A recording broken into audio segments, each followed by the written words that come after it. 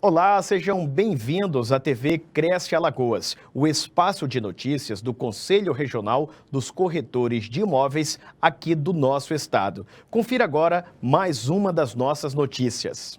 Nesta terça-feira de qualificação dos corretores, o Cresce Alagoas promoveu a palestra Desvendando o Imposto de Renda, Reduzindo Tributos e Maximizando Lucros, com Bruno Cavalcante, especialista em estratégias inteligentes para a redução de impostos e elaboração da declaração de imposto de renda. O diretor do Cresce, Thales Cardoso, deu início ao evento e destacou a importância do CNPJ não apenas para quem deseja abrir uma empresa, mas também para os corretores de imóveis que são profissionais autônomos e necessitam do CNPJ para a emissão de notas fiscais dos serviços prestados. Cavalcante, que também é representante da Contify, empresa de contabilidade online e conveniada ao Cresce, abordou as situações de risco do imposto de renda para a pessoa física e ressaltou a importância da inscrição como pessoa jurídica com o objetivo de pagar menos tributos dentro da legalidade e minimizar os riscos. Segundo Bruno e os corretores presentes, o evento foi satisfatório e proporcionou a oportunidade para que os participantes esclarecessem as dúvidas. Ele ainda reforçou que foi abordado de forma incisiva a economia tributária gerada para a pessoa jurídica com o pagamento mínimo de impostos, algo que não ocorre com a pessoa física. Gente, mais uma terça-feira aí de qualificação. Hoje,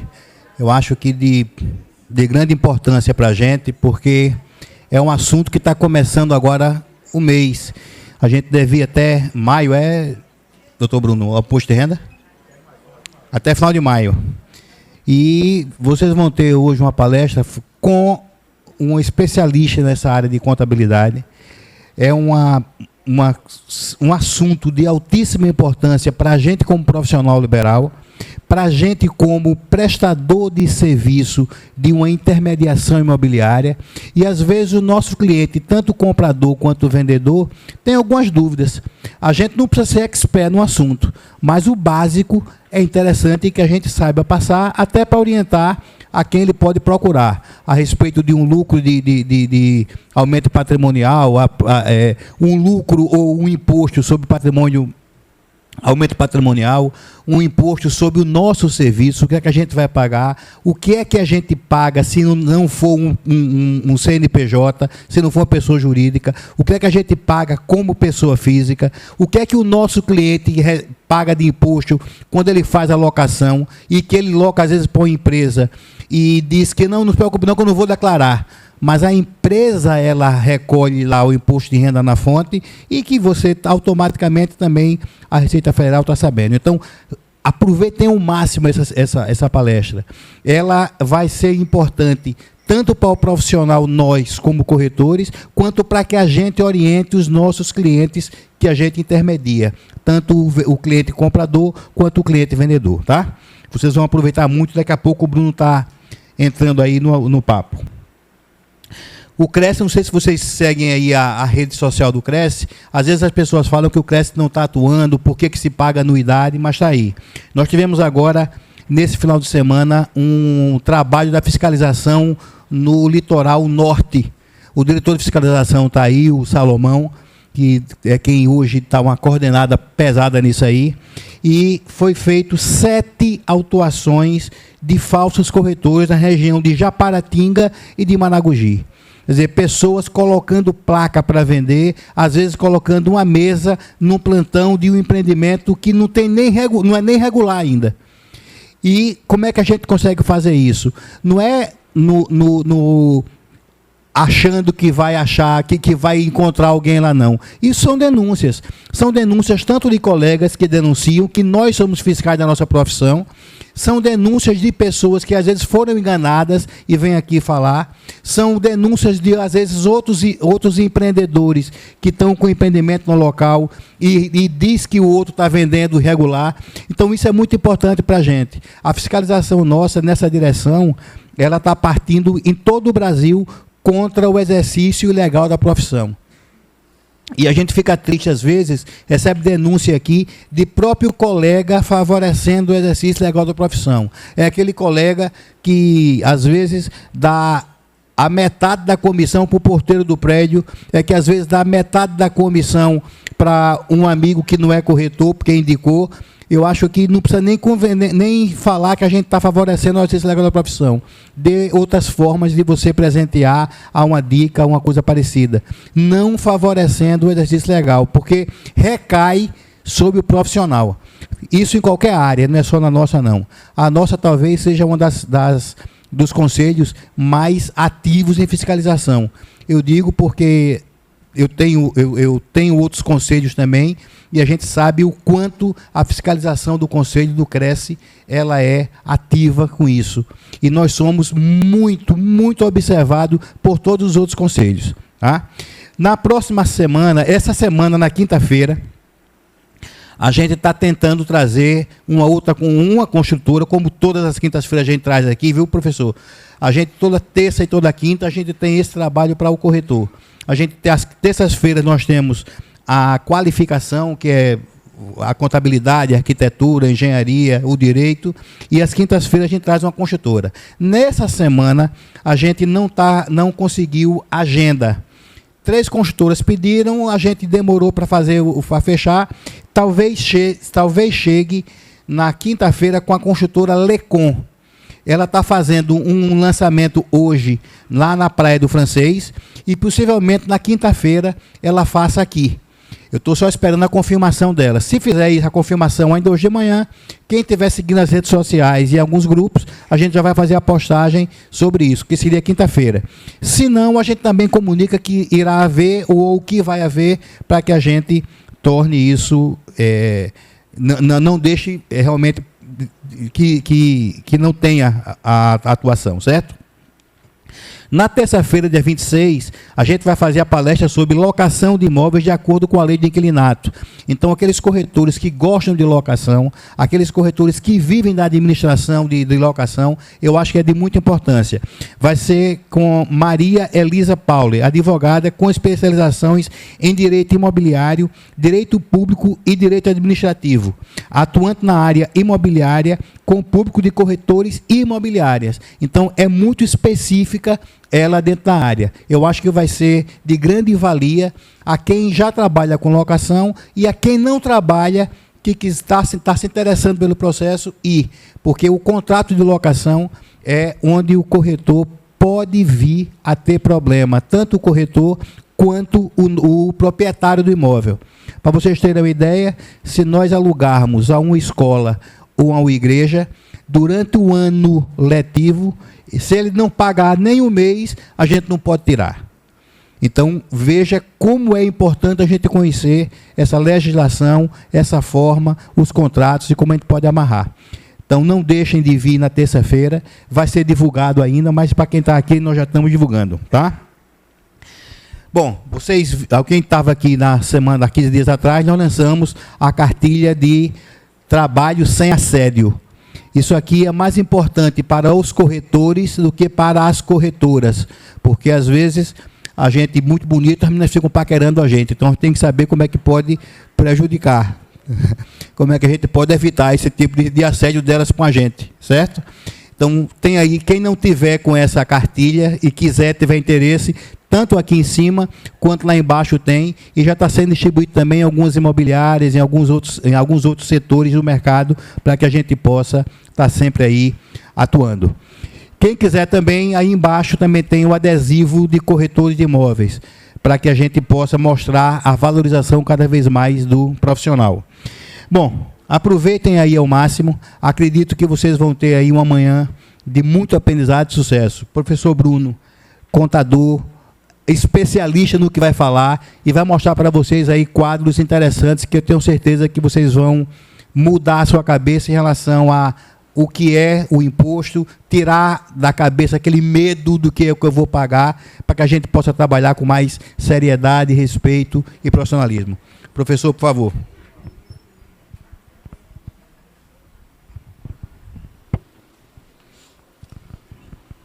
Bom dia a todos. É uma satisfação estar aqui novamente, né? Acho que tive aqui há 2 meses atrás para a gente falar, tinha falado sobre pejotização, né? Sobre pessoa jurídica. Hoje estou aqui para falar sobre imposto de renda pessoa física. A gente vai acabar caindo no mesmo assunto também, porque não é é a estratégia mais eficiente para se pagar menos impostos e fazer as coisas regulares, correr o mínimo de risco possível, ok? Quero agradecer ao Cresce mais uma vez a oportunidade de estar aqui. E vamos lá. Está funcionando esse negócio aqui, tá? Aqui é um pouco sobre quem vos fala. Sou contador de profissão, tenho alguns livros publicados que já fui cobrado ali novamente. Toda vez ele me cobra o livro. A gente tem uma vasta experiência na área tributária, principalmente, e temos uma parceria com o Cresce, né? Os corretores, nós temos vários corretores conosco, com suas PJs, conosco, que nós cuidamos. A gente tem um preço muito bacana para quem é conveniado com o Cresce, tá? Imposto de renda pessoa física, pessoal. O que é o imposto de renda pessoa física? Como o próprio nome fala, ele é um imposto sobre a renda, né? É sobre o que você recebe, sobre os seus rendimentos. Existem rendimentos que são tributáveis, existem rendimentos que não são tributáveis, tá? Desde 79, é uma das maiores fontes de receita do governo.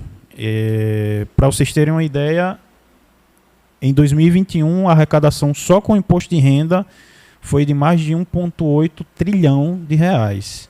Para vocês terem noção do que representa essa arrecadação, esse valor daria para comprar mais de 22 milhões de Porsches 911. É muito dinheiro, né? É uma receita muito significativa para o governo.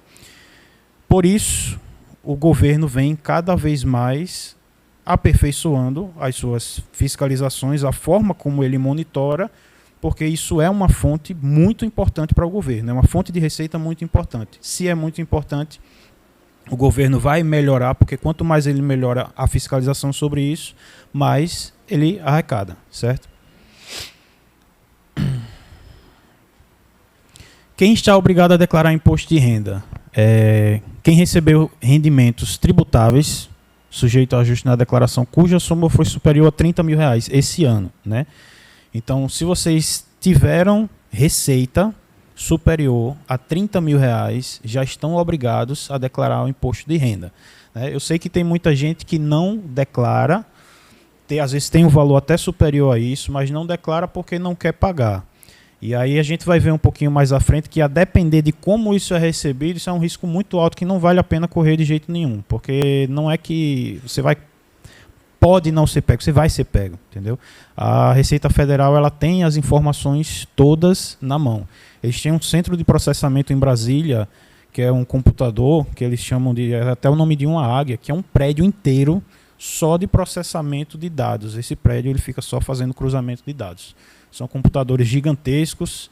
As salas, elas têm sistema de... Não tem oxigênio, porque se alguma coisa pegar fogo, eles não perdem nenhum tipo de dado. É um negócio de primeiro mundo, que é referência no mundo, tá? Nosso sistema bancário e o nosso monitoramento, ele é referência mundial, tá? Para pessoa jurídica, não tem. É tributável também. Quem é aposentado, uma parcela dos rendimentos, que é até 24 mil reais, ela é isenta. O que for superior a isso é tributado normalmente, tá? Patologia, quem tem patologias graves, existe uma relação que ela entra no rol de isenções, tá? A gente vai ver um pouquinho mais à frente sobre os tipos de rendimentos que são isentos, e aí quem tem patologias graves pode requerer essa isenção. Existem algumas patologias que não estão listadas no rol da Receita, mas judicialmente se conseguem. Por exemplo, neoplasia, que é o câncer, não está lá, não sei porquê, mas judicialmente quem entra consegue requerer isenção sobre isso, tá?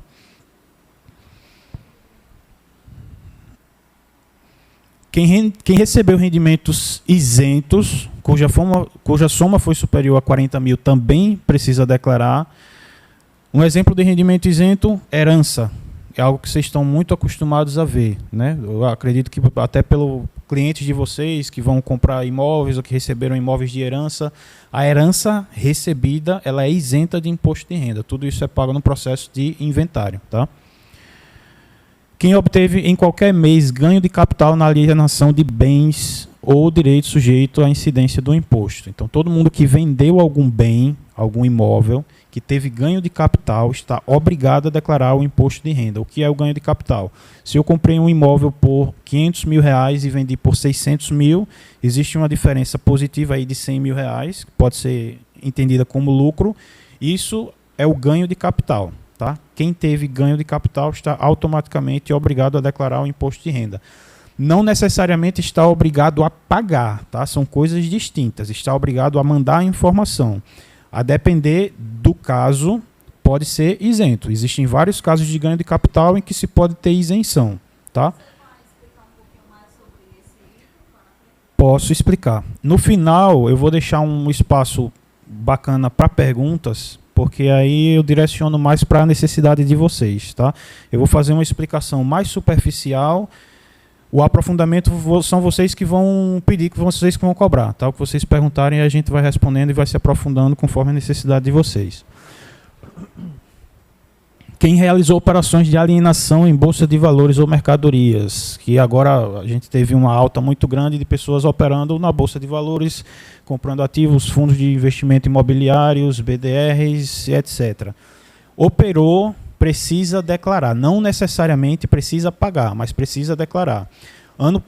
De 2 anos para cá, a gente teve uma quantidade muito alta de pessoas que tiveram problema no CPF, com suspensão, porque operaram com valores pequenos, foram fazer experimentos na bolsa de valores e tal, ficaram obrigados a declarar, não declararam, e aí caíram na malha, teve que mandar a declaração em atraso. Tá? Paga-se uma multa de 200, 300 reais e manda a declaração em atraso. Mas, devido a essa alta que a gente vem tendo de pessoas operando em bolsa de valores, recentemente a gente teve muita declaração, muito CPF com problema por conta disso. Tá? Aquele ali eu já tinha falado. Ou qualquer alienação... Perdão. Essas operações de alienação na bolsa de valores do ano passado para cá não é mais qualquer valor na venda, é só valores superiores a 40 mil reais. Ou quem teve lucro. Aí se foi 1 centavo de lucro, está obrigado a declarar. Tá? Não importa o valor. Isso aqui são alguns exemplos, pelo menos os principais, de quem está obrigado a declarar imposto de renda. Tá? Repito, não necessariamente a pagar, mas sim a declarar. Existem várias outras hipóteses também, a lista ela é extensa, mas esses são os principais, ok? Tipos de rendimentos. Os principais tributáveis são os rendimentos em que há a incidência do imposto de renda. Tá? Rendimentos isentos são rendimentos sobre o qual não incide imposto de renda. A gente vai ver alguns exemplos desses isentos mais para frente, tá? Inclusive de patologias graves. E tributação exclusiva ou definitiva, acredito que talvez quase todos vocês aqui tenham e não saibam. Qualquer tipo de aplicação de renda fixa, geralmente ela é sujeita a uma tributação definitiva, ou seja, quando você pega um informe do banco, ele faz uma retenção sobre os resgates que são feitos. E às vezes são valores muito pequenos, mas precisam ser declarados. E garanto que quase todo mundo aqui tem, se não todos têm. Tá? E aí não precisa pagar mais imposto sobre isso, porque o banco já faz a retenção na fonte. Tá? Exceto poupança, porque poupança é isento. Mas qualquer aplicação de renda fixa, ela é sujeita à tributação definitiva. E por isso o nome definitivo, porque a tributação ocorre na fonte e depois não se paga mais nada sobre isso. Só precisa prestar informação para não ter problema. Ok? Alguns exemplos de rendimentos isentos. Tá? O primeiro e o principal, distribuição de lucros de empresa. Esse talvez seja o exemplo que a gente vai abordar com mais detalhes um pouco mais à frente, porque é o meio pelo qual a gente abre uma pessoa jurídica, fatura pela pessoa jurídica e os lucros são distribuídos para a pessoa física. Esses lucros eles são isentos de imposto de renda. E é por conta dessa isenção que quase sempre é mais vantajoso operar pela pessoa jurídica do que operar pela pessoa física. Tá? Lucro na venda de imóvel residencial. Existem alguns parâmetros para determinar essa isenção. Então, talvez vocês já tenham visto muito essa situação com clientes de vocês. Se vender um imóvel residencial para comprar outro residencial em até 6 meses, você pode, o ganho de capital ele é isento. Por mais que tenha sido alto, se você comprou um imóvel por 1 milhão e vendeu por 2, 3, esse ganho de capital ele é isento, não se paga imposto de renda sobre isso. Detalhe, só pode ser usado uma vez a cada 5 anos, tá? Sim, sim, independente. Hã?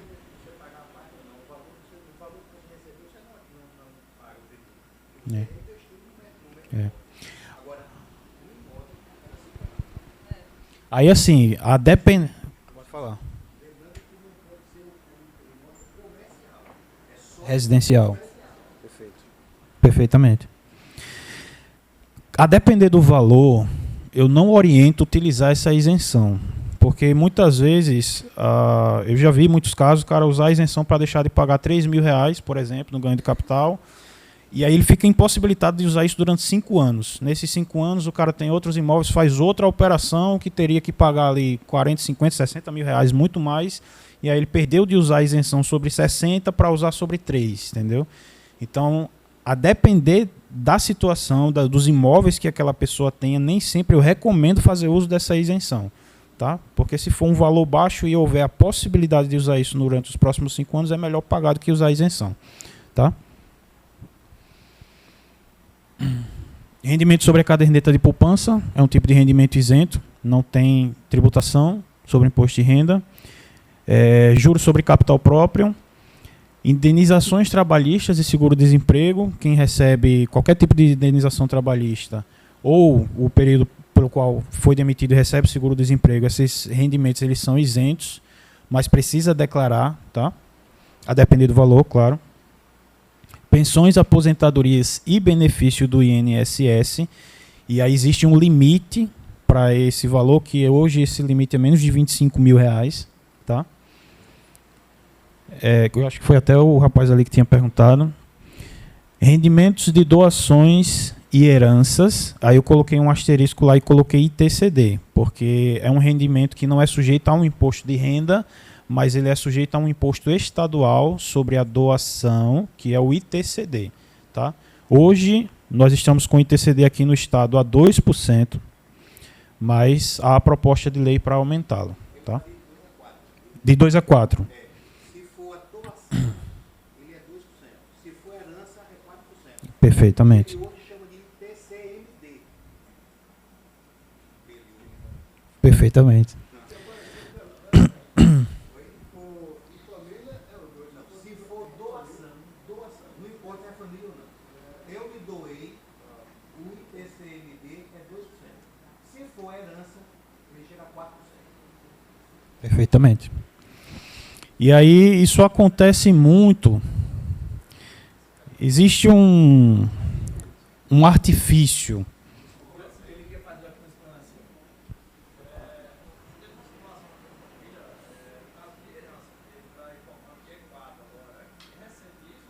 Rapaz, veja bem, está na legislação desde a origem. Agora, o Estado é quem legisla sobre isso. É como o ITBI. O ITBI é 3. Agora o município cobra 2. Se você atrasar, vai para 3. Entendeu? A situação específica que a minha tia faleceu, minha tia é meia, obviamente você chega lá no funcionário, você vai informar e vai pegar cheio. Minha tia é meia, então ela já não paga porque ela tem metade. Então tem 2% em cima de 50% do que era devido ao meu filho. Bom, se dá conta. É apenas um questionamento.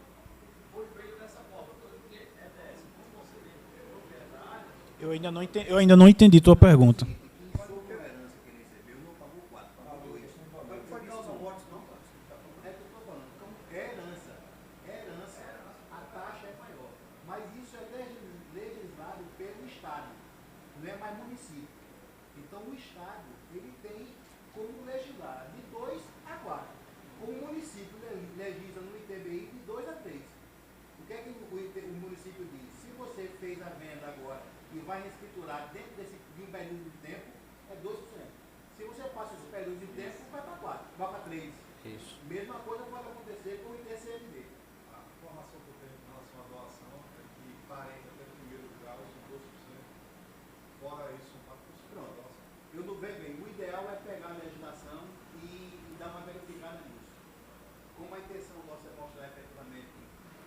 que existem esses impostos, e eu sei que o limite é 4. Agora, como é o Estado que legisla, aí ele pode escolher. Eu já peguei casos do Estado cobrar indevido, tá?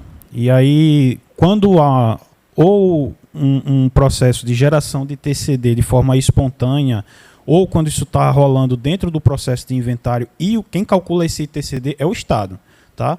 O advogado ou o contador preenche o requerimento para o Estado ele vai fazer esse cálculo, vai apresentar a memória de cálculo. Eu já vi casos em que o Estado errou e cobrou a maior. Tá? A gente temos todo o direito de questionar e, às vezes, quando eles estão errados, eles retificam. Tá? É só conversa com o fiscal que fez o cálculo, explica, eles retificam os cálculos. Tá? Agora tem que ser visto caso a caso e, no seu caso, tem que conversar com o advogado para ele conversar com o fiscal que calculou o ITCD, caso esteja errado. Entendeu?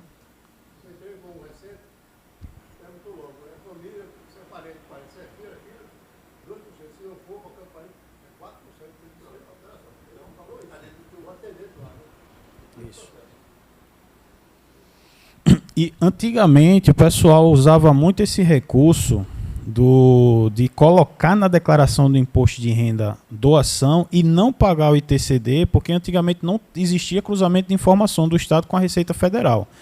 Mas hoje não dá mais para fazer isso. Se fizer, automaticamente cai em malha, porque a Receita, você colocou na declaração do imposto de renda que teve a doação, você tem que ir ao Estado requerer o pagamento do ITCD. Tá? Se não for, a Receita vai acionar o Estado e ele vai cobrar isso com multa e juros e pode cobrar com multa de ofício, que é pior.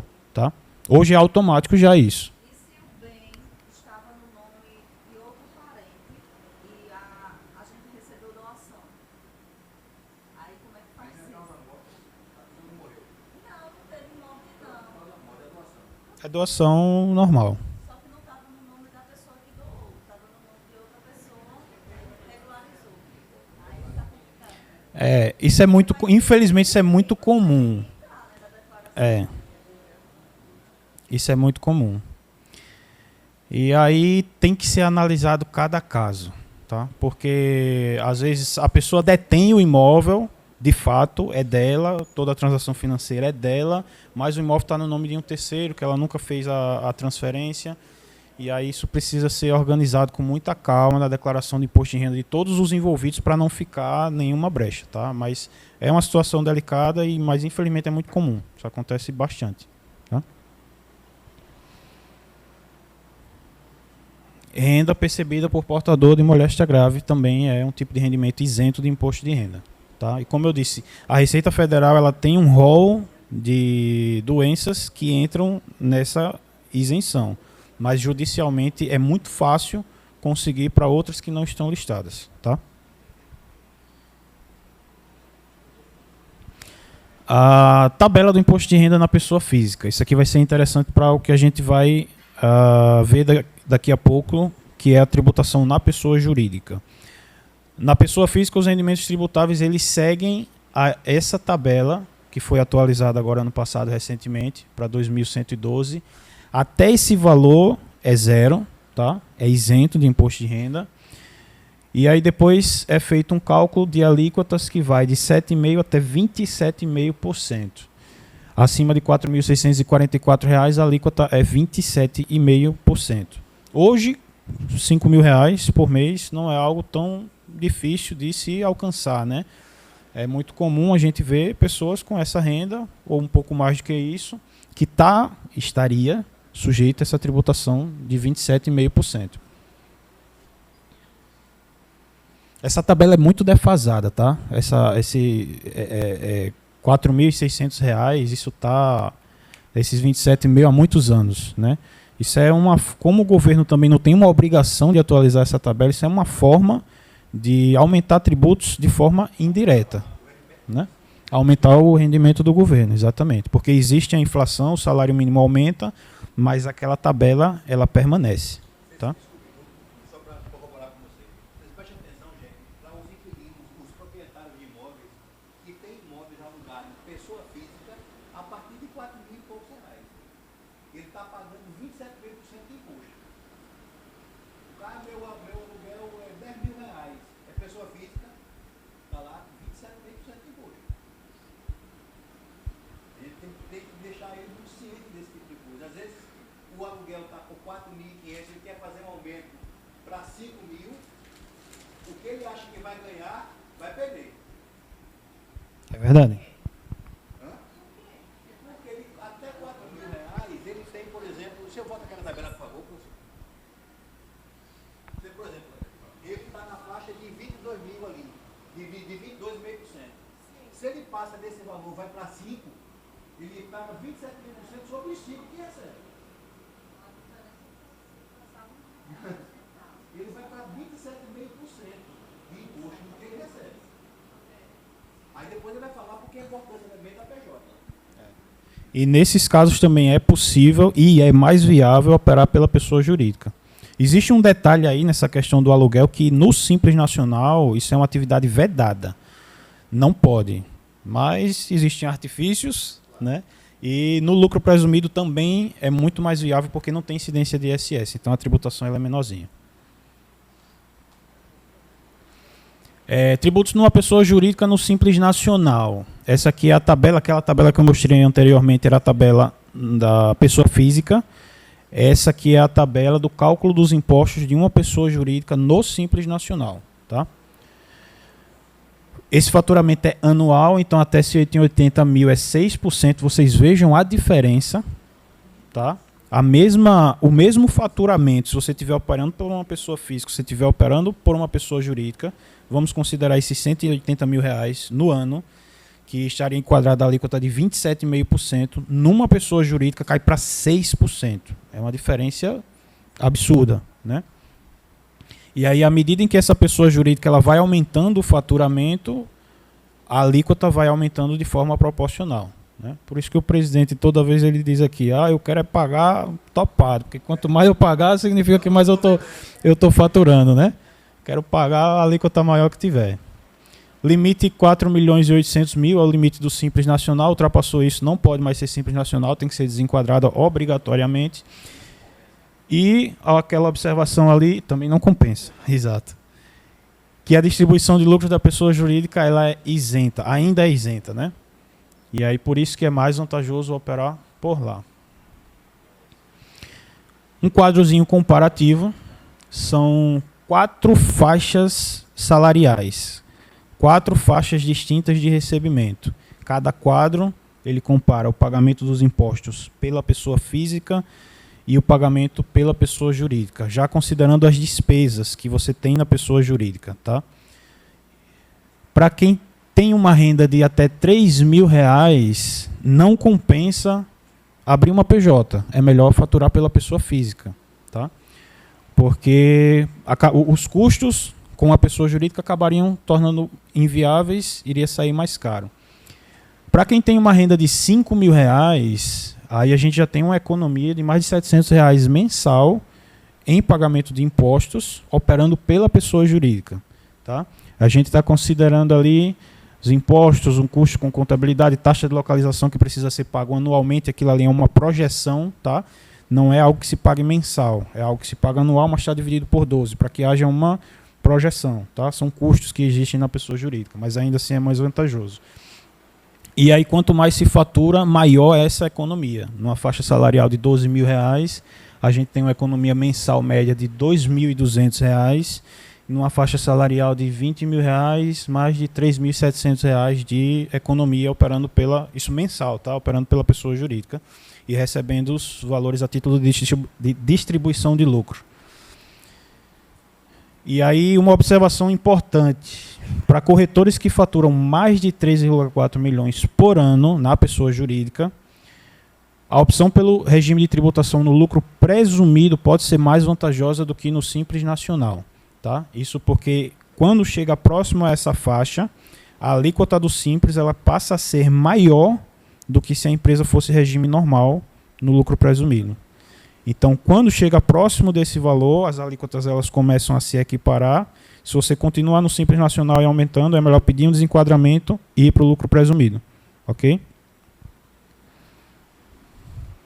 Isso pode ser feito a qualquer momento. Teoricamente não pode ser feito a qualquer momento do ano, mas quando precisa a gente coloca uma atividade que é impedida e automaticamente naquele mês a empresa está fora do Simples, você passa a operar no lucro presumido. Entendeu?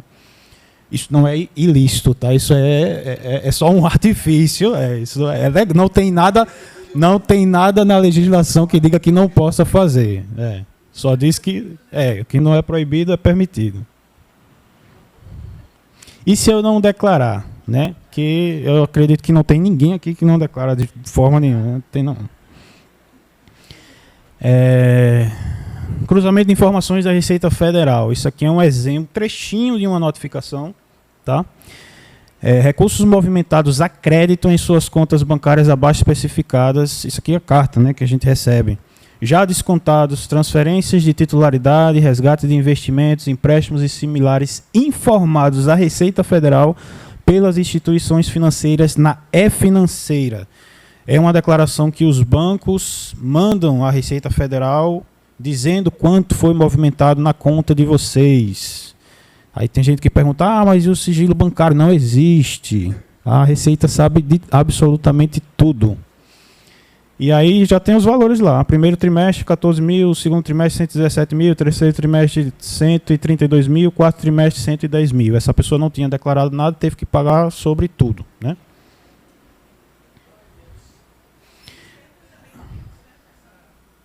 Com certeza. Com certeza.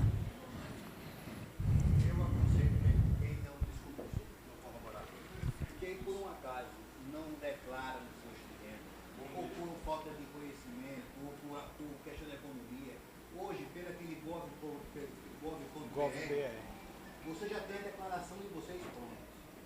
Se vocês têm alguma dúvida, eu aconselho que vocês aceitem aquela declaração e parcelem o pagamento. Porque a pior coisa do mundo é você daqui a pouco, o governo de uma forma geral, o município, o estado ou a federação, eles são péssimos cobradores. A gente só vai sentir isso daqui a 5, 6 anos, quando chega um bloqueio, quando a gente precisa de uma certidão e não consegue tirar. Então eu aconselho que quem não faz a declaração por falta de conhecimento ou por achar que é caro, vá nesse gov.br, solicite, que já está praticamente tudo pronto. É isso? Verdade, isso mesmo. Pronto. Se quiser contestar, conteste. Mas se o valor for pequeno, pague. Vocês vão estar em dia e vão depois fazer uma PJ. Procede, viu? Trouxe aqui um exemplo de uma notificação, omiti os dados do cliente, obviamente, questão de privacidade, mas só para vocês terem uma noção, isso é algo recente, deixa eu ver de quando foi isso aqui, foi do ano passado, tá? Essa notificação aqui ela foi recebida ano passado. Imposto de renda de pessoa física suplementar devido, R$17 mil. Isso é o que essa pessoa deveria ter pago. Obviamente, era uma pessoa que não tinha uma PJ. Consequentemente, esses rendimentos têm que obrigatoriamente ser tributados pela pessoa física. Então, ela teria que ter pago R$17 mil. Com multa de ofício e juros, esse valor foi para R$33 mil. Isso era uma pessoa que tinha uma renda de R$5.400 por mês. Não é alto. Mas acabou a conta para pagar acabou sendo muito alta, tá? Porque a multa de ofício ela é alta. E aí, se essa pessoa tivesse com uma PJ aberta, ela teria pago R$7.200 e estaria tudo certo. É uma diferença absurda. Você, para não ter que pagar R$7.200, você corre o risco e, sem declarar, paga R$33 mil, né? Então, mais um quadro comparativo aqui, nesse caso específico desse cliente aqui, para vocês entenderem, tá? Uma pessoa com renda de R$5 mil, na PJ, esses valores são anuais, tá? R$5 mil mensais, mas os valores pagos aqui são anuais. Durante o ano, ela teria que ter pago um total de R$7.200 na PJ. Na pessoa física, R$17.600. E sem declarar, que foi o caso dela que foi pego, que não declarou e foi pega, R$33 mil, né? Pessoal que é do mercado financeiro fala muito em calcular risco, né? E as operações, os retornos, eles estão diretamente ligados ao risco envolvido na operação. E eu costumo dizer que esse é o tipo de risco que não vale a pena correr. Sempre que você tem um risco muito alto para um retorno baixo, é um risco que não vale a pena correr, tá? Esse caso aqui é um risco que não vale a pena correr. Para quem deseja abrir as suas PJs A gente tem um convênio com o Cresce, a gente já temos vários corretores conosco.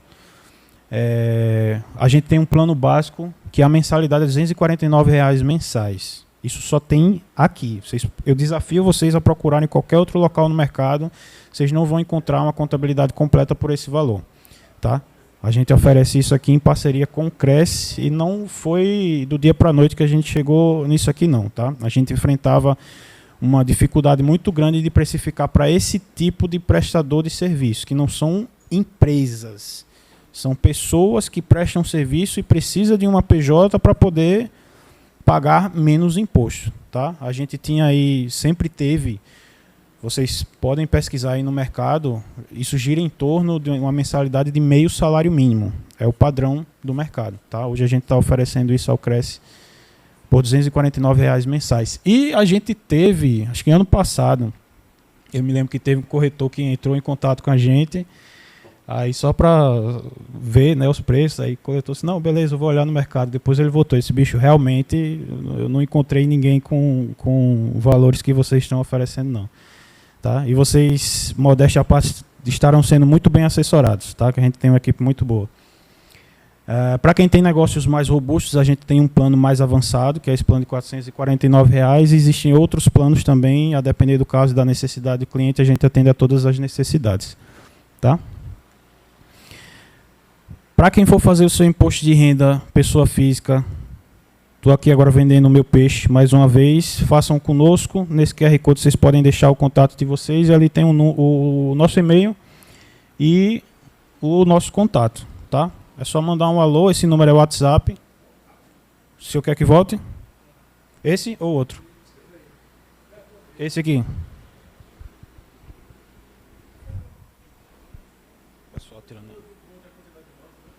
Não entendi. Quantidade de notas, quantidade de funcionários, se houver também.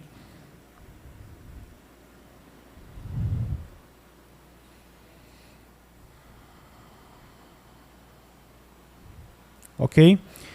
Eu deixo esse espaço agora aberto para perguntas. Você quer ver o primeiro, né? Esse? Tá.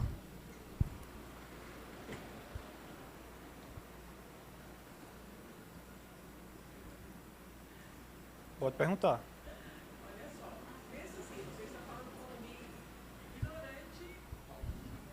Certo.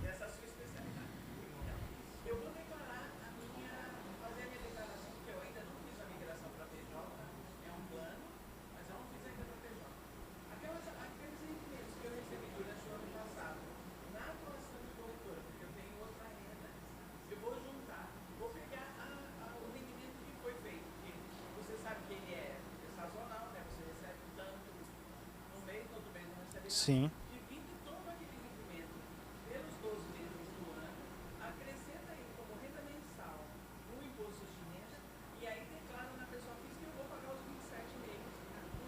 Isso. Na verdade, você é o contrário, tá? Não é que você vai pegar o anual e dividir pelo mensal. O cálculo ele é anual. Aí é o contrário, a gente tem que pegar o mensal e converter em anual, tá? O cálculo ele é anual. Mas sim, estaria sujeito a dos 27,5%. Isso.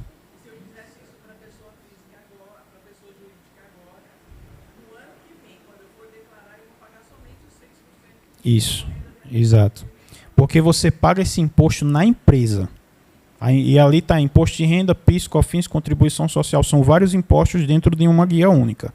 Totalizando, isso dá 6%. Quando você, enquanto dono da empresa, recebe a distribuição de lucro, ela é isenta porque já foi paga pela empresa. Entendeu?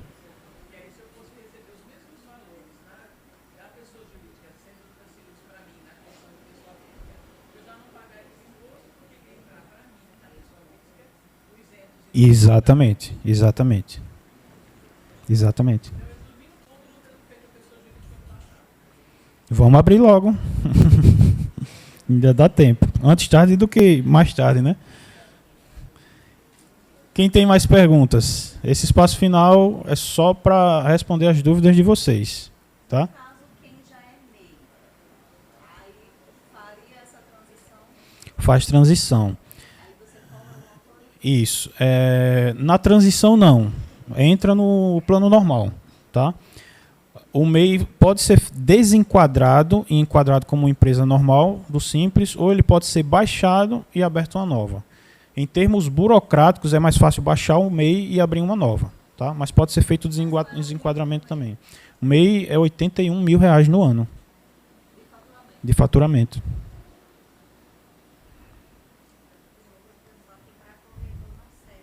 Corretor não pode ser MEI. Os que operam com MEI, eles operam com outra atividade, né? E, por exemplo, as vendas que a gente faz em parceria com outros colegas, geralmente só vai colocar quando é via Caixa Econômica, para ver esse cruzamento de informações. Em que momento é que eles vão ter essa informação? Porque se, por exemplo, colocar no CPF de um dos colegas, o outro não precisa declarar, né? Se o faturamento não seria. Mas em algum momento o outro vai receber também, né? Mas aí tem a conta bancária, né? Exato. Não é recomendável que você receba valores integrais que vai ser um repasse, né? Apesar de que, assim, se a operação estiver correta e você tiver um problema, a gente consegue, com o processo administrativo, justificar na Receita Federal. Explica-se a operação, né? E a gente entra com uma impugnação da malha fina que vai aparecer. Mas para evitar problema, eu recomendo que já faça destrinchado, que o pagamento ele já seja feito destrinchado, tá? Porque não vai valer a dor de cabeça que chega depois, entendeu? Quem mais? Pois não?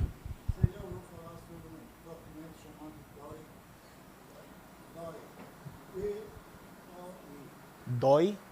Não. Nunca ouvi falar, é o quê?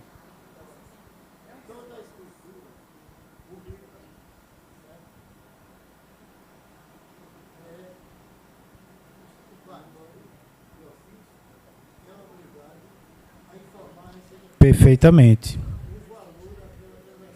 Perfeito. O senhor tocou num ponto agora importante, tá? Do ano passado para cá, as declarações do ano passado, que hoje já, se vocês acessarem o Gov, como o rapaz aqui falou, essas informações do cartório elas já estão na declaração de imposto de renda pessoa física. Então, ano passado, eu comecei a importar algumas declarações. Tudo bom, chefia? Gente, bom dia. Bom dia. Bom vê-los, viu, novamente. Cheguei hoje às 4 da manhã, mas troquei a fé. Embaixo daqui a pouco de novo. É isso mesmo. Um abraço. Um abraço, meu velho. Do ano passado para cá, eu comecei a importar algumas declarações e comecei a ver que tinham informações de imóveis comprados e vendidos já, informações prestadas pelos cartórios.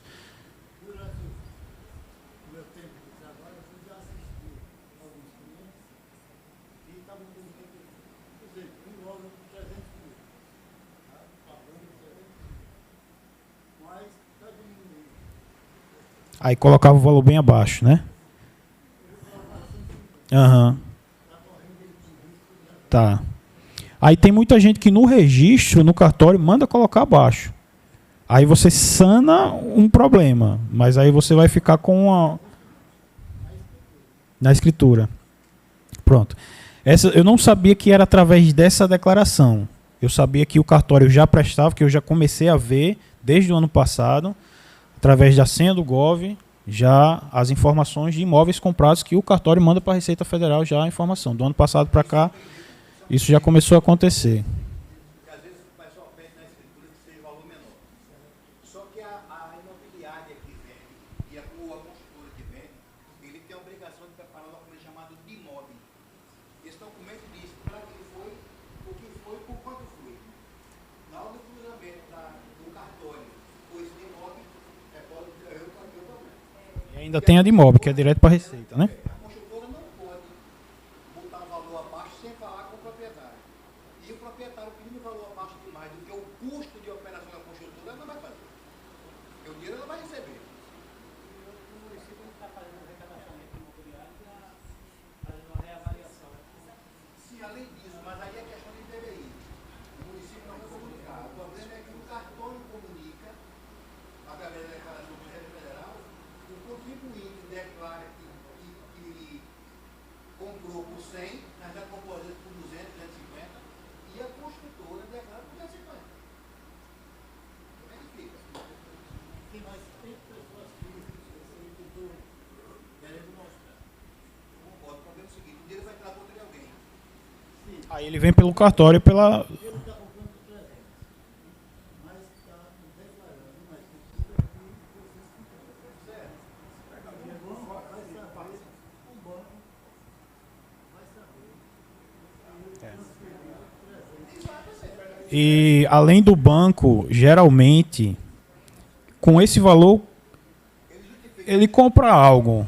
Geralmente com esse valor ele compra algo. E aí a Receita ela pega pela variação patrimonial. Porque aí você vai ter um recebimento de 150, aí de repente você comprou outro imóvel de 300. E aí a sua renda no ano foi 100 mil reais.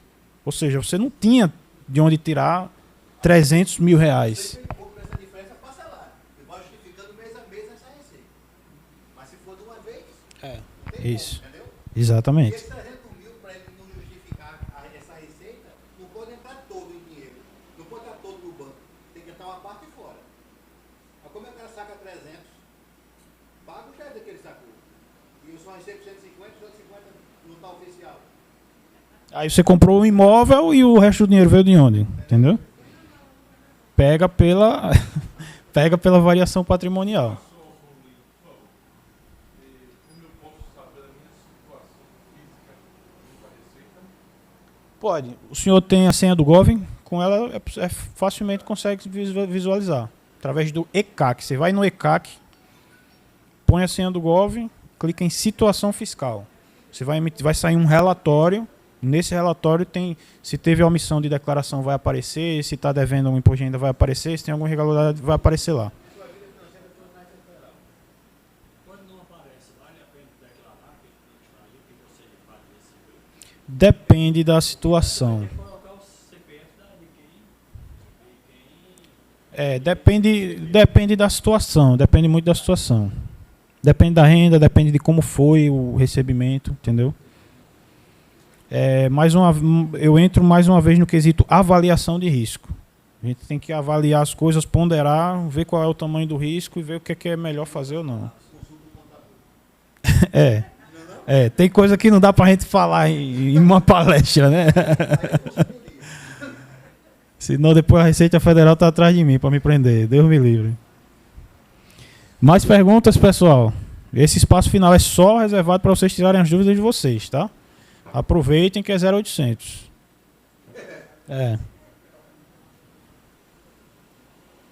Nada?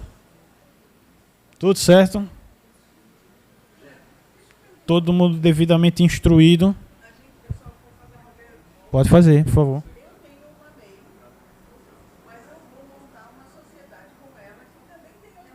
Certo. Um deles precisa ser baixado. Um deles vai acabar, ou podem acabar os dois. Não pode. A gente volta para aquela situação. Quem opera como MEI opera com outra atividade. Não opera como atividade corretor porque é vedado, né?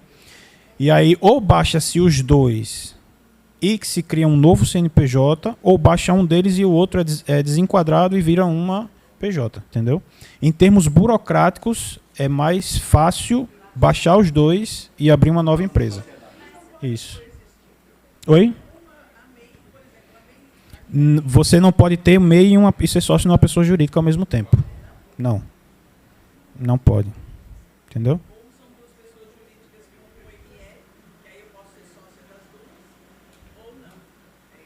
Isso. Você só não pode ser MEI e ser sócio das pessoas jurídicas, entendeu?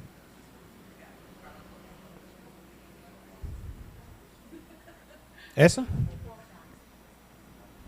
Essa?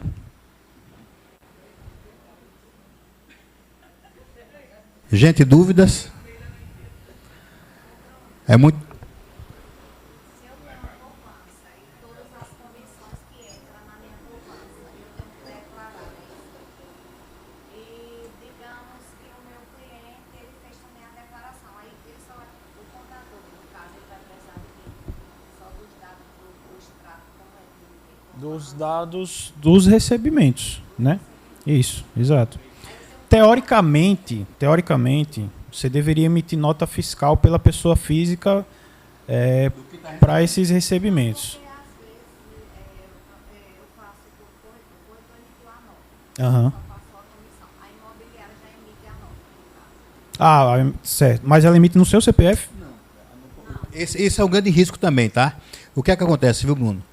Ela presta serviço, por exemplo, para uma imobiliária. A imobiliária vai receber a comissão do todo, a nota fiscal é dessa imobiliária. E a imobiliária paga ela sem RPA e sem nota fiscal. Desconta o imposto. Entendi. Mas ela não emite nota para receber nem Entendi. RPA. Você vai entrar no risco da movimentação bancária. O seu risco Mas se eu declarar, não tem problema. Não tem problema nenhum.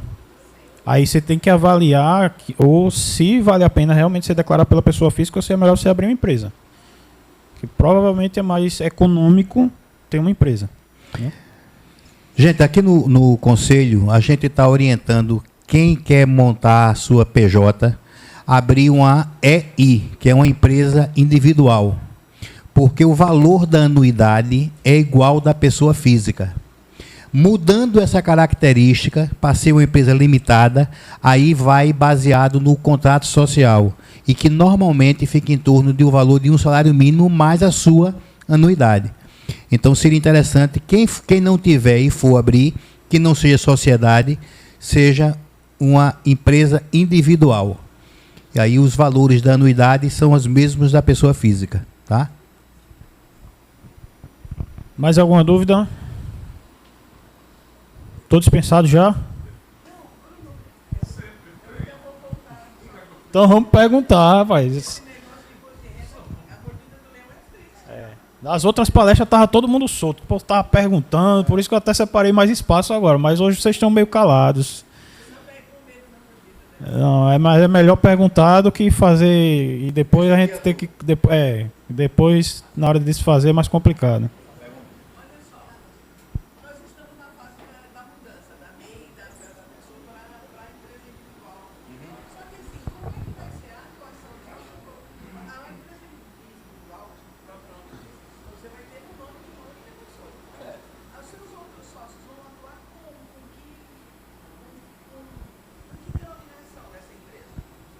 Não é a empresa atuando, entendeu? As distribuições de lucro, elas teoricamente, elas devem ser proporcionais às participações de cotas. Mas o nosso Código de Processo Civil, ele permite que isso seja feito de forma diferente, desde que nós tenhamos uma cláusula no contrato determinando de que forma vai acontecer as distribuições de lucro.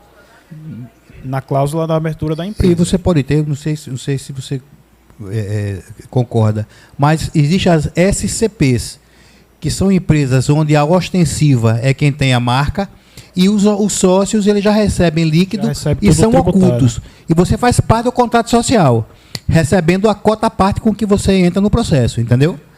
Então isso é muito comum no mercado imobiliário. Às vezes aparece uma empresa que tem mais duas empresas que são sócias, mas ela é a ostensiva.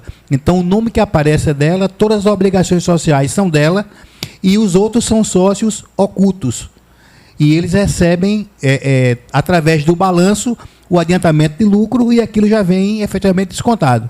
Mas eles não aparecem na cobrança de imposto, de encargo, de nada.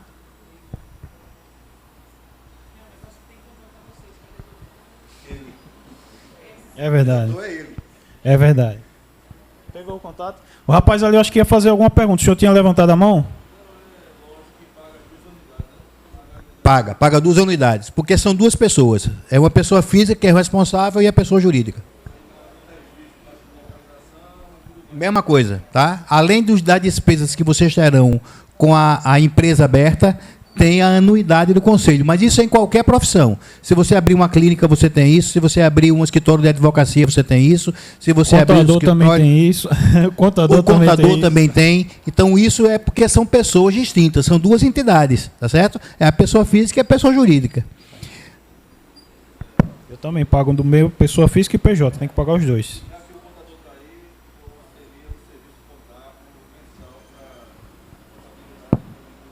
Eu não entendi a pergunta do senhor. Qual seria o... Esse aqui.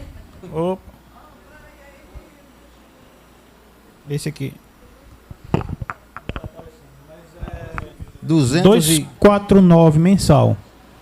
Que quando eu mostrei aquele quadro comparativo para vocês, esse custo ele já estava sendo considerado lá, tá? Para saber se é mais viável ou não. Tá bom? Gente, não deixem de ter isso, porque se vocês aqui trabalham com construtora, principalmente com lançamentos, é muito difícil uma construtora, muito difícil, qualquer construtora urgente no mercado de Alagoas pagar sem nota. E aí vocês às vezes estão comprando nota de outros colegas, pagando 10, 15, 20%, sem necessidade disso. E ainda correndo risco. Exatamente. O depósito vai ser feito na conta do colega, para depois que a transferência é para vocês. Então é muito mais barato vocês pagarem 6% de uma nota fiscal sua, de uma conta jurídica sua, onde você tem toda a gestão desse processo.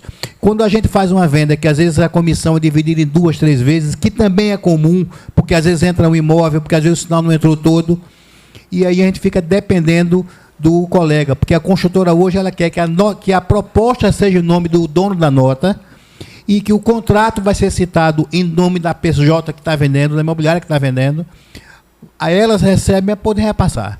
Então, acho que vale a pena cada um da gente ter isso. É uma forma que vocês têm de estar regular, inclusive junto à INSS e tudo mais, que às vezes a gente deixa de pagar.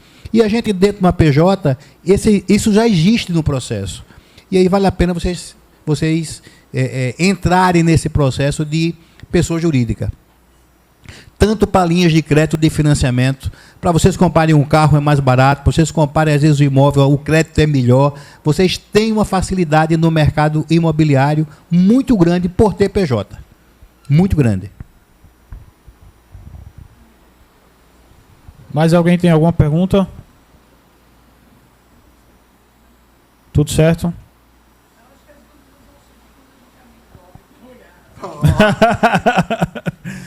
Tá bom.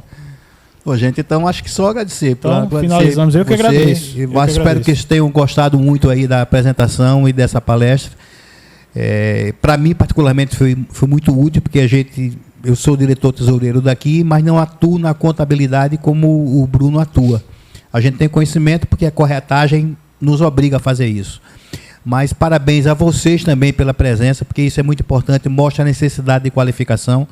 Contamos com vocês sempre nas quintas e nas terças-feiras aqui. E, se possível, vamos juntar aqui, a gente tirar uma foto, porque isso vai para a rede social e vocês podem marcar também a gente, vocês podem buscar isso na rede social, para que a gente haja uma divulgação. E isso é marketing de vocês também, mostrando que vocês estão cada vez mais se qualificando, mostrando e defendendo a sociedade, porque a função de um conselho de classe, além de tudo que a gente tem em termos de qualificação, é defender a sociedade do mal profissional. E quando a gente faz um trabalho desse, deixa o auditório cheio, e a gente consegue mostrar para a sociedade que os nossos profissionais, que os corretores que estão aí, que são credenciados, estão realmente se qualificando cada vez mais, isso eleva muito a nossa categoria como um todo. Eu acho que estão de parabéns vocês por participarem com uma frequência muito grande. A gente vê aqui que tem pessoas que tem frequência de vir aqui às terças e quintas-feiras, e eu tenho certeza que isso não vai parar. Nós somos talvez o único Cresce do Nordeste que toda semana, professor, tem isso. Me permita, não são todos os conselhos não que eu vejo isso aqui não. É uma atividade do Cresce regular, reincidente, sempre está trazendo. Eu acho que do meio do ano passado para cá, já é a terceira vez que eu estou vindo aqui.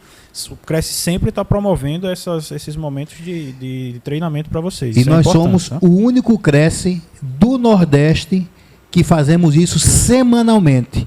Isso é muito importante. Se vocês tiverem o prazer de fazer uma viagem para qualquer lugar do Nordeste e se apresentar como corretor para um outro colega ou para dentro do conselho de lá da região, vocês vão ver o elogio que é o Cresce Alagoas. Então, isso a gente deve muito a cada um de vocês, a essa presença nos nossos treinamentos, que a gente procura fazer aqui sempre, trazer os melhores profissionais para estar aqui com vocês. Com um custo para vocês, 0. Que a gente vai tentar fazer isso o máximo de vezes possível. Nós tivemos aqui, há 2 semanas atrás, um palestrante sobre avaliação. Então, a gente trouxe o presidente da Associação Nacional dos Avaliadores, dos Peritos Avaliadores da Justiça. Isso é muito bom também, é uma área, professor, de especialização do trabalho da gente.